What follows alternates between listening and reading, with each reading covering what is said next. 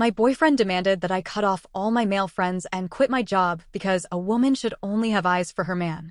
When I refused, he showed up at my workplace and caused a scene, screaming, "You're my property, not theirs."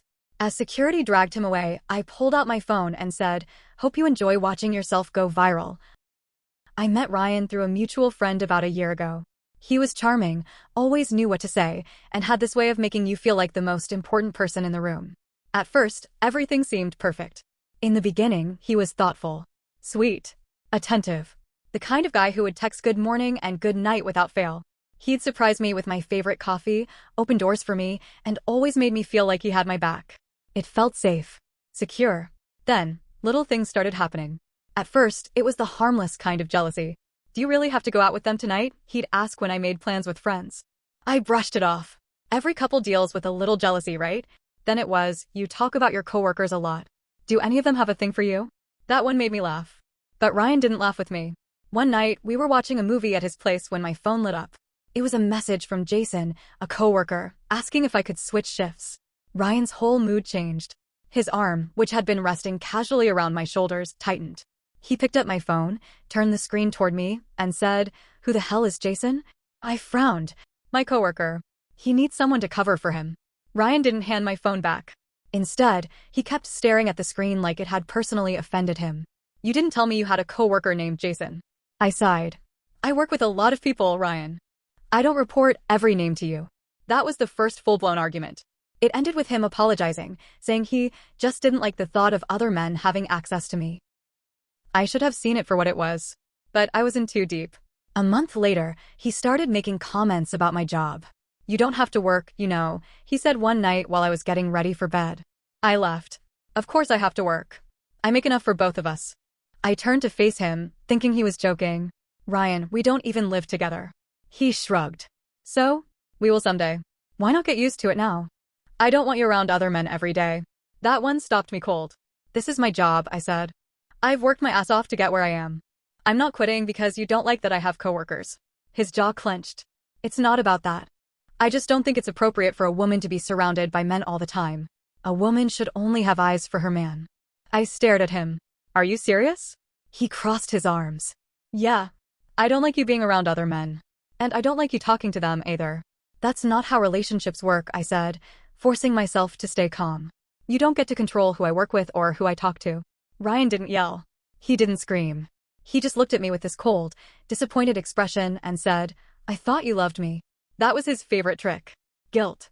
Every time we argued, he'd turn it into my fault. I was the one being difficult. I was the one not proving my love. But I wasn't giving in. That night, I went home and started really thinking about all the times he'd tried to make me feel bad for having friends, for texting my coworkers, for doing normal things. And I realized something. Ryan wasn't just controlling. He was dangerous. The final straw happened 2 weeks later. We were out for dinner when he asked me, again, to quit my job. "I don't like the way they look at you," he said. "I don't like that you spend more time with them than with me. It's disrespectful to our relationship." I put my fork down. "You're making something out of nothing." "No," he said, shaking his head. "I'm not. I don't want other men thinking they have a chance with you." "That's not my problem, Ryan." "Yes, it is," he snapped. "Because you let them." I laughed in disbelief. "So, let me get this straight. You want me to cut off all my male friends and quit my job because you think that'll stop other men from looking at me?" His eyes darkened. "Yes." That's when I knew. I stood up, grabbed my bag, and said, "I'm done." Ryan looked up at me, expression unreadable. "Excuse me? We're over." I tossed some cash on the table and turned to leave. He grabbed my wrist hard. "Sit down," he said through gritted teeth. People were staring. I yanked my arm free and walked out. Ryan didn't follow me. But he wasn't done with me. 3 days later, I was at work when I heard shouting from the front of the office. It was Ryan. I froze. My stomach dropped. I grabbed my phone and rushed toward the commotion. By the time I got there, he was in the middle of the lobby, screaming at the receptionist. "Where is SHE?" he demanded. "I know she's here." Security was already moving toward him. My boss looked furious. My coworkers stood frozen, wide-eyed. I took a deep breath and stepped forward. "Ryan." His head snapped toward me. The moment his eyes met mine, he stormed forward. "You think you can just leave me?" he shouted. "You belong to me." The entire office fell silent. I squared my shoulders. "Leave. Now." His face twisted. "You're mine. Not theirs. Mine. Security grabbed him. He thrashed, screaming. You think you can just walk away from me? The moment he said that, everyone took out their phones. I pulled out mine too, lifted it up, and pressed record. Ryan saw what I was doing. His face paled. Hope you enjoy watching yourself go viral, I said. Security dragged him out, still screaming. I just stood there, breathing hard, my hands shaking, while my entire office stared at me. The moment Ryan was out the door, my manager turned to me. Are you okay? I nodded, but my hands were still shaking. My heart was pounding so hard I could feel it in my throat. I could see my coworkers whispering to each other, eyes flicking from me to the door. Some still had their phones out. I knew what they were thinking. How did it get this bad? I didn't have an answer for them. Take the rest of the day off, my manager said. HR will follow up with you.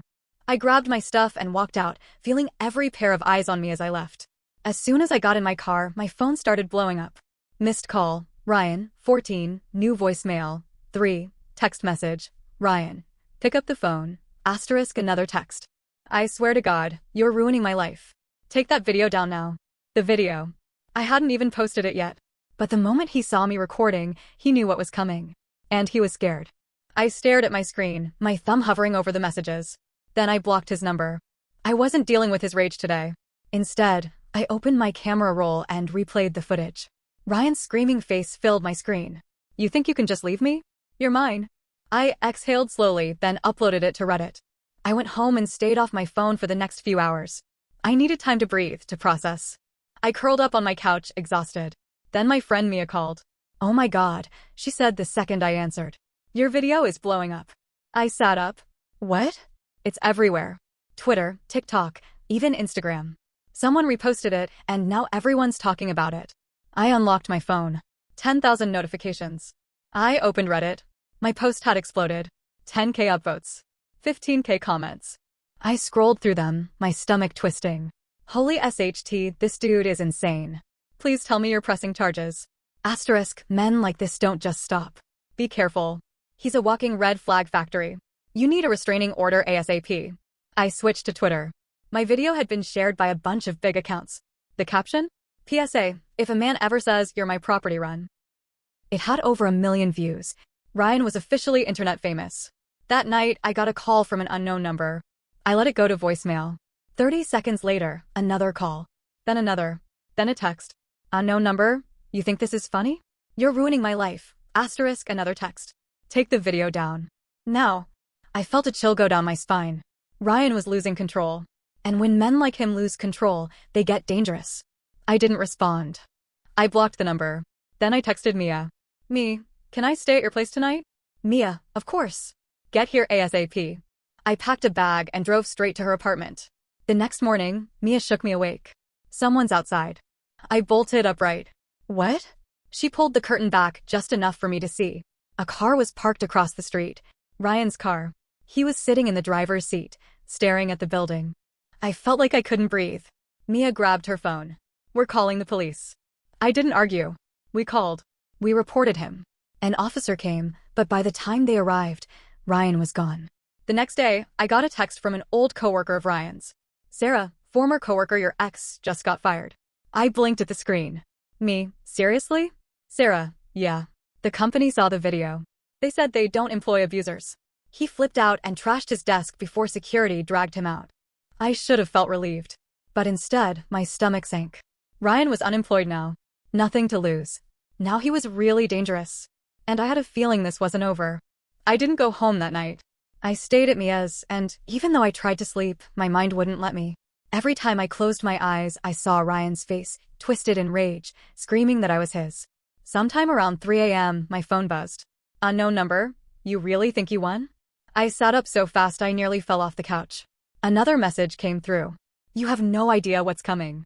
My stomach clenched. I blocked the number and tossed my phone onto the coffee table like it had burned me. Mia stirred from the other side of the couch. What is it? I hesitated. Nothing. She didn't believe me, but she didn't push. Instead, she pulled the blanket over her shoulders and muttered, We're getting you a restraining order first thing in the morning. I nodded, but something in my gut told me Ryan wasn't going to play by the rules. The next morning, I went to the courthouse and filed for a temporary restraining order. The judge granted it almost immediately. I thought that would be the end of it. It wasn't. That afternoon, I got a call from my landlord. Landlord? Hey, were you expecting someone? Me? What do you mean? Landlord, there was a guy outside your door earlier, trying to get in. Said he was your boyfriend. I felt a cold chill run down my spine. Did he get inside? The landlord hesitated. I don't know.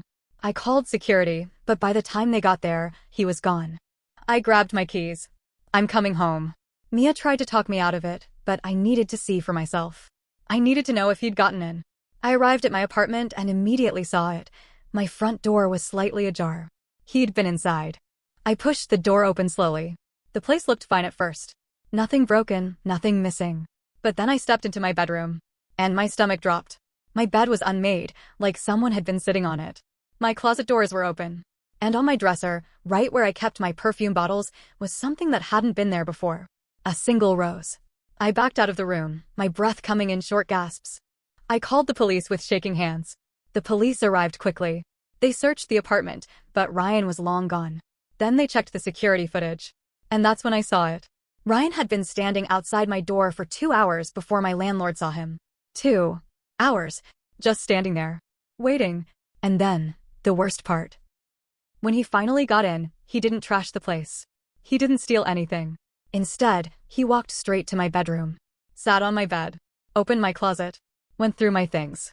Then he took a rose out of his jacket, placed it on my dresser, and smiled at the camera before leaving. That's when I knew, this wasn't just anger.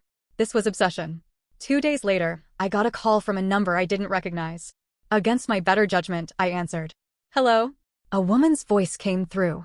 Is this my name? Yes, who's this? A deep sigh. I'm Ryan's sister. I stiffened. Listen, she said. I know you have every reason to hate him, but I need to warn you. He's not okay. He's not handling this well. I gripped the phone tighter. I already know that. No, you don't. Her voice cracked. He's been talking crazy, saying how you betrayed him. And last night, he came home with a bag full of... She hesitated. A bag full of what? I pressed. Another sigh. Rope. A burner phone. And a gun. I stopped breathing. My skin went ice cold. He's dangerous, she continued. You need to leave town. I swallowed hard. Did you call the police? I tried, she said, sounding exhausted. But without proof that he intends to hurt you, they won't do anything. My knees felt weak. I didn't know what to say. I had done everything right, blocked him, got a restraining order, even involved the police. And none of it mattered. Ryan was still out there. And now, he had a gun. After Ryan's sister called me, I sat frozen on Mia's couch, my fingers numb around my phone. A gun. I had been scared before. When he showed up at my office, when he sent me threats, when he broke into my apartment, those were terrifying. But this? This was something else. Mia sat beside me, staring at my face. What is it? I looked up at her, throat dry. Ryan has a gun. The color drained from her face. What? I nodded, barely able to speak. His sister called me. He's losing it. He's convinced I ruined his life, and now I swallowed hard. He's planning something. Mia stood up so fast she knocked over her coffee. We need to go to the police. Right now. So we did. We sat in the station for over an hour while I repeated everything. The stalking, the threats, the break-in, the fact that he was armed. I handed them my phone, showed them the texts, the voicemails, everything. The officer, an older man with tired eyes, sighed and folded his hands on the desk. I understand you're scared, he said.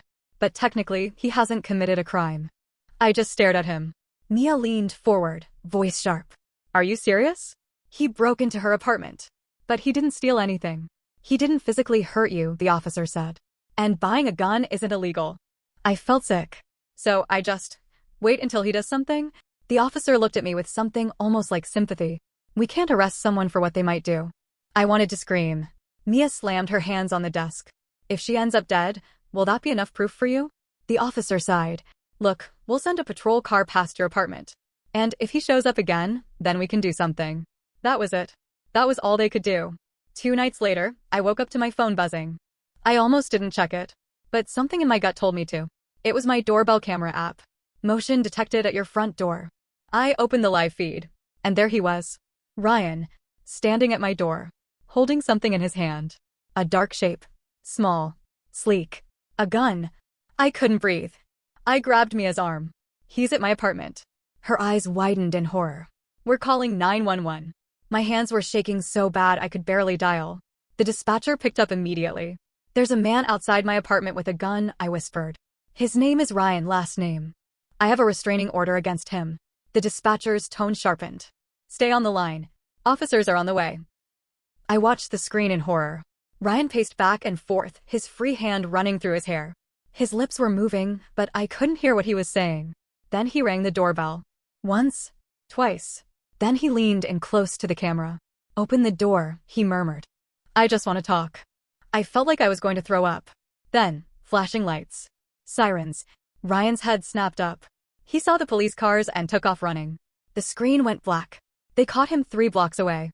When the officers brought him in, I was at the station, giving my statement. I heard them before I saw them. Ryan was screaming. "This is her fault. She did this to me. She wanted this to happen." When they dragged him inside, our eyes met. His face was red, his hair wild, his shirt torn. But it was his eyes that shook me the most. There was nothing human left in them. Just pure, raging hate. Then, the moment that would haunt me forever. He stopped struggling, tilted his head, and smiled. A slow, chilling smile. "I'll see you again," he mouthed. The officers shoved him forward, disappearing down the hall. I gripped the table so hard my knuckles turned white. Mia reached over and took my hand. "It's over," she whispered. But I wasn't so sure. Ryan was charged with violating the restraining order, trespassing, and possession of a firearm with intent to intimidate. His sister testified against him. She handed over texts where he admitted he was planning to scare me. The judge didn't go easy on him. He got 3 years in prison. I thought I would feel safe after that. But the truth is, I didn't. Not really. For months, I jumped every time I heard footsteps behind me. I checked my locks 5 times before going to bed. Every unknown number made my heart race. Even in prison, Ryan still existed. And as long as he existed, I wasn't truly free. It took me a long time to stop blaming myself. To stop wondering if I could have ended things sooner. If I had ignored the red flags for too long. If I had somehow caused this. But the truth? Ryan was always going to be this way. I didn't make him a monster. He already was one. And now, he was exactly where he belonged.